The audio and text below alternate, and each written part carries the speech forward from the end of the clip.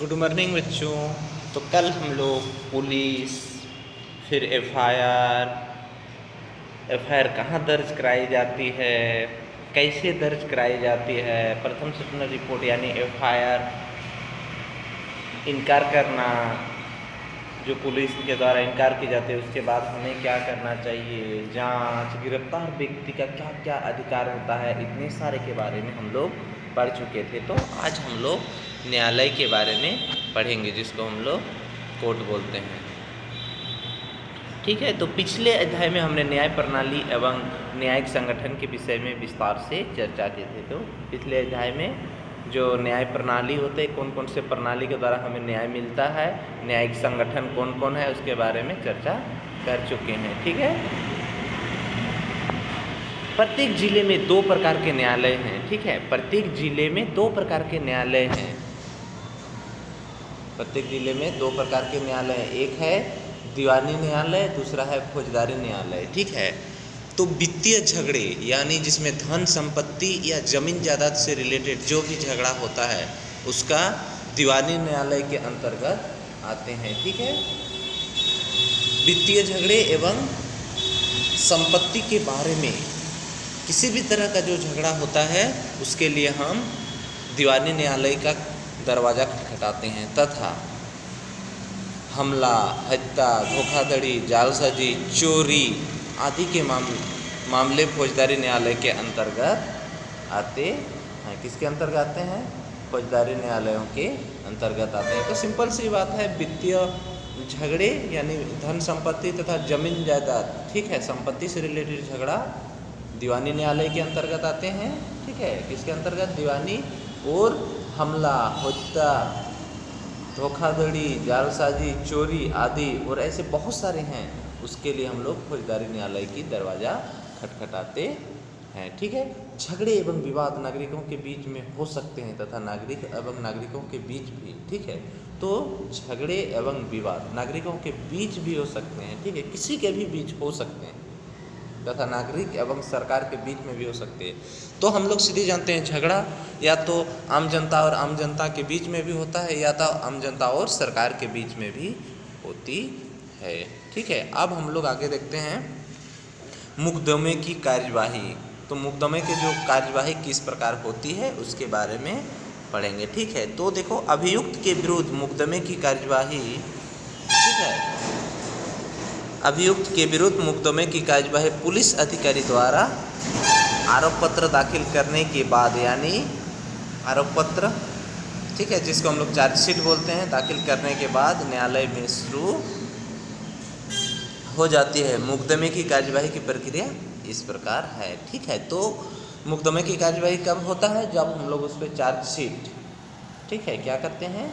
जब हम लोग आरोप पत्र दाखिल करते हैं या तो जो चार्जशीट होता है उसको दाखिल करते हैं, उसके बाद हम लोगों का मुकदमे की कार्यवाही चालू हो जाता है। उसमें से पहला पॉइंट देखो हम लोगों का दिया हुआ है, न्यायालय की अभियोग एवं अभियुक्त दोनों पक्षों की दलीलों को सावधानीपूर्वक सुनता है। ठीक है, तो न्यायालय, ठीक है, पहला पॉइंट यहाँ देखो, न्यायालय अभियोग एवं अभियुक्त दोनों के पक्ष, ठीक है, यानी जो जिसको दोषी मानता है, ठीक है, जो दोषी रहता है उसका भी क्या पढ़ते हैं? दलीलों को पढ़ते हैं, तथा तो जो निर्दोष रहता है अपने आप में उसका भी दलील को, यानी न्यायालय अभियोग जो जज होते हैं वहाँ के, ठीक है, वो जज क्या करते हैं? अभियोग जो उस वहाँ पर डिसीजन देने के लिए जो पर कार्यवाही के लिए बैठे हुए हैं वो दोनों पक्षों के, ठीक है, यानी एक होता है दोषी और एक निर्दोष पक्ष होते ही हैं। अब कौन दोषी है और दोनों अपने आप में निर्दोष साबित करना चाहते हैं, लेकिन दोनों पक्षों के क्या दलीलों को वो सावधानीपूर्वक क्या करता है? सुनता है जज।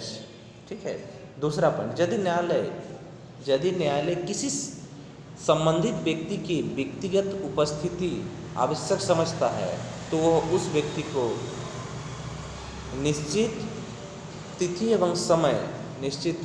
एवं समय पर न्यायालय में उपस्थित होने के लिए समन जारी करता है। ठीक है, तो क्या, यदि न्यायालय किसी संबंधित व्यक्ति की व्यक्तिगत उपस्थिति, ठीक है, यानी पर्सनली यदि उसको मतलब उपस्थिति यानी प्रेजेंट करने का आवश्यक समझता है, ठीक है, उस गवाही के रूप में, तो तो वह उस व्यक्ति को निश्चित तिथि और समय तथा न्यायालय में उपस्थित होने का एक समन जारी करता है। क्या करता है? समन जारी करता है। उसको हम लोग समन कहते हैं। यानी कौन?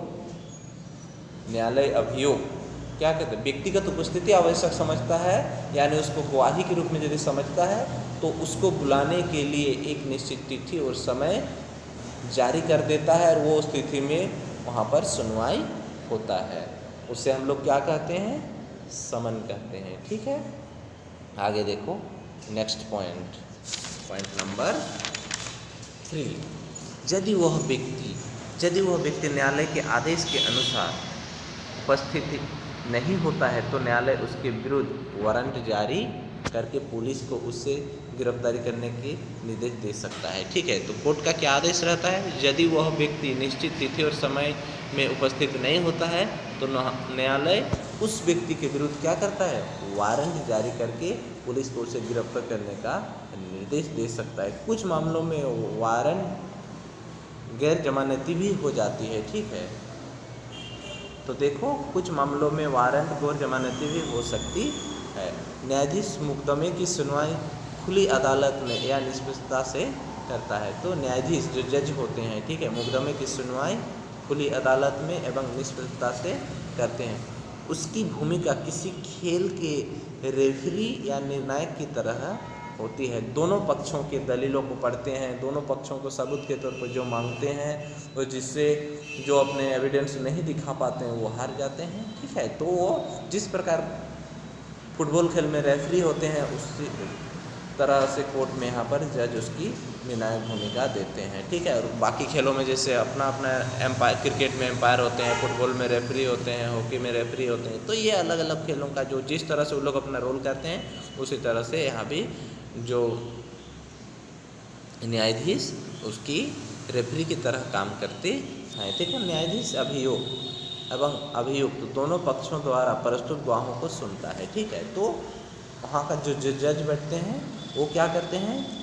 दोनों पक्षों के प्रस्तुत गवाहों को सुनता है। गवाहों दोनों पक्षों से गवाह के रूप में आदमी को बुलाया जाता है, या तो उसमें डॉक्यूमेंट कुछ रहते हैं उसको सुनता है, तथा आदमी का ज़रूरत रहता है तो आदमी को भी बुलाता है और दोनों की बातों को सुनता है प्रस्तुत प्रमाण पत्रों के आधार पर। ठीक है, उसमें से कुछ डॉक्यूमेंट भी रहते हैं। कानून के अनुसार न्यायाधीश यह निर्णय कर दोनों का सुनने के बाद वो निर्णय करता है कि आरोपी व्यक्ति कानून की निगाह में दोषी है अथवा निरपराध। ठीक है, तो सुनने के बाद वह निर्णय लेता है कि वह व्यक्ति कानून की निगाह में दोषी है अथवा निरपराध है, या निर्दोष है या दोषी है, या अपराधी है या निरपराध है, उसके बारे में वो निर्णय लेता है। ठीक है, तो नेक्स्ट पॉइंट देखो, यदि अभियुक्त को दोषी पाया जाता है, यदि व्यक्ति को दोषी पाया जाता है, ठीक है,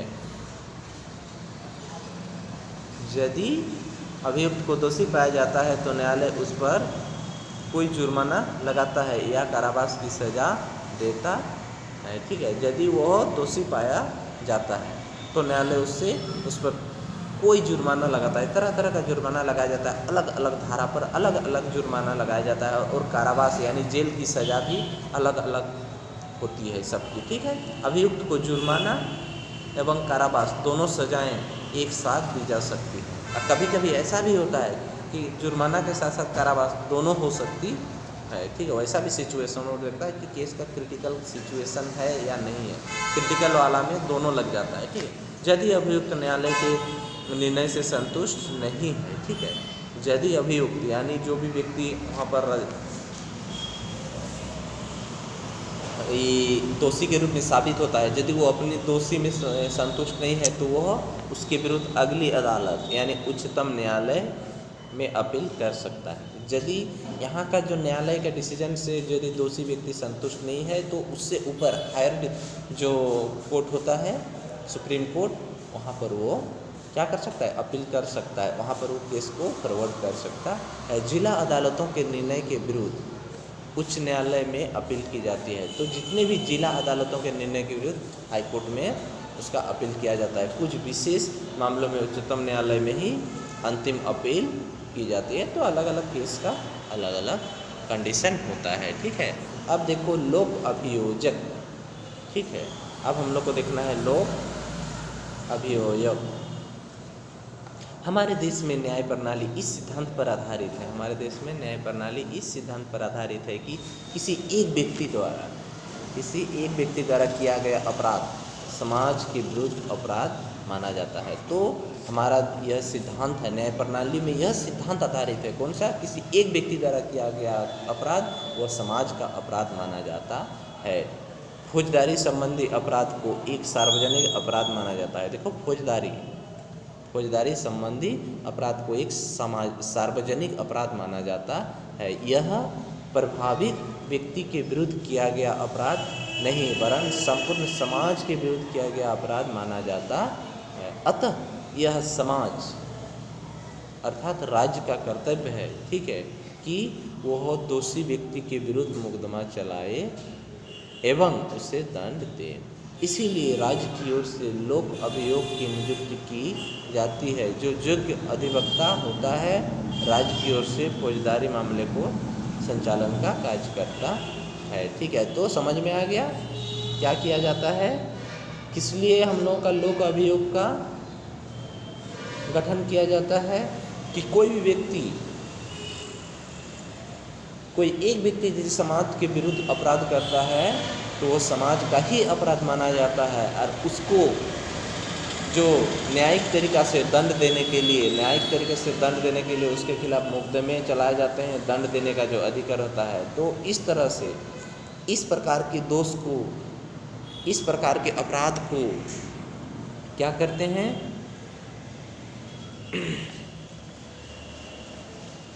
उस व्यक्ति को, इस प्रकार के अपराधी व्यक्ति को सजा देने के लिए लोक अभियोग की नियुक्ति की जाती है ताकि उस तरह का जो भी अपराधी व्यक्ति होते हैं उसको सजा मिल सके तथा उसके खिलाफ मुकदमा चले। ठीक है, इसके लिए ही यानी समाज में किसी भी तरह का जो अपराध एक व्यक्ति करता है या सार्वजनिक रूप से करता है तो उस प्रकार के दोषी व्यक्ति को किस प्रकार से उस पर मुकदमा चलाए जाते हैं तथा उसे किस प्रकार से दंड दिया जाए, इसके लिए लोक अभियोग की नियुक्ति की जाती है जो योग्य अधिवक्ता होते हैं। ठीक है, और राज्य की ओर से फौजदारी मामले को संचालन का कार्य जिम्मेदारी संभालते हैं। अब देखो लोक अभियोग के कर्तव्य, लोक अभियोग के क्या क्या कर्तव्य है। ठीक है, पहला यहाँ पर देखो एक पॉइंट बाई, इसी को हम लोग पॉइंट बना के लिख सकते हैं। ठीक है, लोक अभियोग न्यायालय में राज्य हित के प्रतिनिधित्व करता है। ठीक है, तो देखो लोक अभियोग न्यायालय में राज्य के हितों का प्रतिनिधित्व करता है, पहला पॉइंट इसका कर्तव्य। देखो, लोक अभियोग न्यायालय में राज्य के हितों का प्रतिनिधित्व करता है, उसका दायित्व है कि वह राज्य की ओर से ही अभियोजन कार्य करें, जांच के, ये पहला पॉइंट, जांच के कार्य में उसी की कोई भूमिका नहीं होती है और वह जांच नहीं कर सकती है। जांच के द्वारा तैयार चार्जशीट या रिपोर्ट के माध्यम से ही वह कार्यवाही को आगे बढ़ा सकती है या आगे बढ़ाया जा सकता है। वस्तु तो उसकी भूमिका पुलिस के द्वारा जांच पूरी करके न्यायालय में आरोप पत्र दाखिल करने के बाद ही शुरू की जाती है, यानी चार्जशीट दाखिल करने के बाद ही शुरू होती है। लोक अभियोग का यह भी कर्तव्य है कि वह न्यायालय के समक्ष पूर्ण एवं समग्र तथ्यात्मक जानकारी तथा मामले से जुड़े सभी गवाहों को प्रस्तुत करें।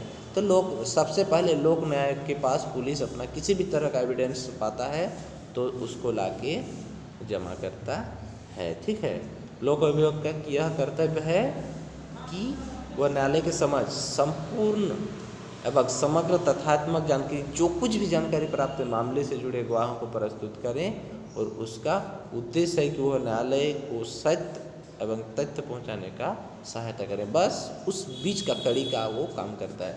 उससे निष्पक्ष रहने एवं किसी भी प्रकार की पूर्वाग्रह से ग्रसित होने की आशा की जाती है, उससे न्याय के एजेंट के रूप में काम करना चाहिए, उससे यह आशा की जाती है कि वो पूर्ण उत्तरदायित्व के साथ अपने कर्तव्य का पालन करें। ठीक है, अब देखो विधि एवं न्याय। विधि मतलब वही कानून, न्याय मतलब वही जो हम लोगों के न्याय मिलना। ठीक है, राज्य सूची के अंतर्गत आने वाले विषय है। तो देखो विधि एवं न्याय राज्य सूची के अंतर्गत आने वाले विषय, इसीलिए राज्य सरकार इस संबंधित अपने अपने नियम बनाती है। परिणाम स्वरूप भारत में पुलिस तथा लोक अभियोग के ढांचे में समरूपता का अभाव है। दोनों के बीच का जो कड़ी है सही नहीं है बोल रहा है, ठीक है। यानी आज भी हमारे देश में पुलिस और लोक अभियोजन दोनों के बीच का कड़ी में समरूपता की अभाव है, ठीक है। पुलिस एवं अभियोजन, अब देखो पुलिस एवं अभियोजन, पुलिस एवं अभियोजन पूरी तरह से दो अलग अलग एजेंसी है। पुलिस भी अलग एजेंसी और अभियोजन भी अलग एजेंसी। अभियोजन कौन होता है? जो पुलिस के द्वारा जानकारी, संपूर्ण जानकारी को वह न्यायालय तक पहुंचाने वाले जो कड़ी का काम करता है उसको हम लोग अभियोजन कहते हैं। तो दोनों बिल्कुल एजेंसी है, क्योंकि ये जांच पड़ताल करना पुलिस का काम है। अब जांच पड़ताल के द्वारा तैयार रिपोर्ट को न्यायालय तक पहुँचाना और उस गवाही को पहुँचाना तथा उसका संपूर्ण जानकारी सत्य मतलब उसको बुलवाना, ये सभी सत्य बताना, ये अभियोजन का काम होता है। उनकी भूमिकाएं भी एक दूसरे से बिल्कुल भिन्न है। दोनों से यह अपेक्षा की जाती हो कि एक दूसरे का न तो नियंत्रित करें और न ही प्रभावित, परंतु व्यवहार में स्थिति भिन्न है। बहुधा जांच करने वाले विभाग पुलिस तथा अभियोजन अपने निश्चित सीमाओं में नहीं रहते हैं। इसका कोई सीमा नहीं रहता। यदि किसी मामले में सजा या दंड सुनिश्चित करने में कोई वरिष्ठ पुलिस अधिकारी रुचि ले रहा हो तो लोक अभियोजन की निष्पक्षता पर बुरा प्रभाव पड़ता है। यदि लोक अभियोजक द्वारा अपने कर्तव्य का निर्वहन निष्पक्ष एवं निर्भय होकर न किया जाए तो कोई भी न्यायाधीश निष्पक्ष बावजूद सही निर्णय नहीं पहुंचा सकता है। तो कहीं न कहीं लोक अभियोजन का निष्पक्ष और निर्भय होना बहुत जरूरी है। एकदम क्लियर जब तक वो नहीं बताते हैं आगे का डिसीजन लेना न्यायालय को बहुत दिक्कत होती है, ठीक है। अब देखो विधि का शासन, ठीक है, क्या है?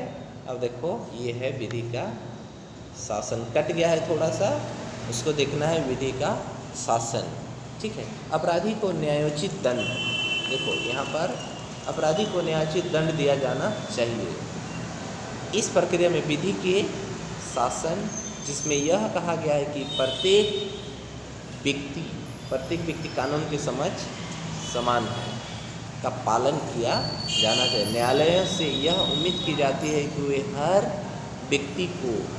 व्यक्ति को कानून के समक्ष समान मानकर अपना निर्णय दे तथा किसी भी नागरिक के साथ धर्म, वंश, जाति, लिंग के आधार पर उस पर भेदभाव न किया जाए, उसके आधार पर भेदभाव न करें। न्यायाधीशों को यह ध्यान रखना चाहिए कि उनके निर्णय उनकी व्यक्तिगत भावनाओं से प्रभावित न हो। तो क्या न्यायाधीश यानी जो जज होते हैं उसको यह भी ध्यान रखना चाहिए कि उनके व्यक्तिगत निर्णय उनकी व्यक्तिगत भावनाओं से प्रभावित न हो, ठीक है। आगे हम लोग सारांश देखते हैं, ठीक है। सारांश में क्या है देखो, पुलिस बल का मुख्य कार्य समाज में शांति, ध्यान से देखो, पुलिस बल का मुख्य कार्य समाज में शांति व्यवस्था को बनाए रखना तथा सभी लोगों के जीवन संपत्ति की रक्षा करना है। दूसरा, पुलिस की जांच न्यायालय के न्याय तक पहुंचाने में सहायता करती है। तीसरा, प्रथम सूचना रिपोर्ट FIR कथित अपराध के संबंध में प्रथम सूचना होता है। तो ये फर्स्ट वाला होता है, देखो क्या, FI और ये R, ठीक है। सर्वोच्च न्यायालय के आदेश के अनुसार पुलिस तथा सूचना रिपोर्ट पंजीकृत करने से मना नहीं कर सकती, ठीक है। नेक्स्ट, प्रथम सूचना रिपोर्ट यानी FIR एक महत्वपूर्ण दस्तावेज है। प्रथम सूचना रिपोर्ट दर्ज होने के बाद जांच शुरू हो जाती है। FIR दर्ज हुआ तो जांच स्टार्ट। प्रत्येक जिलों में दो प्रकार के न्यायालय होते हैं, एक होता है दीवानी न्यायालय, दूसरा फौजदारी। दीवानी न्यायालय का काम संपत्ति तथा इकोनॉमिक स्थिति यानी जो हम लोगों का आर्थिक तथा संपत्ति से संबंधित जो भी केस होता है वो दीवानी और फौजदारी में चोरी, डकैती, मारपीट, झगड़ा, ये सब में फौजदारी आते हैं, ठीक है। न्यायालय दो पक्षों की दलीलों को सुनता है। ध्यान से देखो, न्यायालय का काम होता है दोनों पक्षों के दलीलों को सुनना, उसके बाद ही निर्णय लेना। अपराधी के विरुद्ध मुकदमा चलाना एवं उसे दंड दिलवाना राज्य का कर्तव्य है। उस कार्य के लिए राज्य द्वारा लोक अभियोगी नियुक्त है। तो जो व्यक्ति दोषी होता है उसको दंड देना कर्तव्य हो जाता है। समस्त साक्ष्यों के आधार पर न्यायालय अपना निर्णय लेता है। ठीक है, इस प्रकार तुम लोग देखो अभ्यास के सभी क्वेश्चन को बना लेना है। बहुविकल्पीय है, रिक्त स्थान है, 3 नंबर में सही गलत है, 4 नंबर में संक्षिप्त उत्तर है, उसके बाद निम्नलिखित के उत्तर हैं, लॉन्ग उत्तर, उसके परियोजना कार्यकलाप, इसको नहीं बनाना है। ठीक है, तो ये चैप्टर इस प्रकार समाप्त हो गई। ठीक है।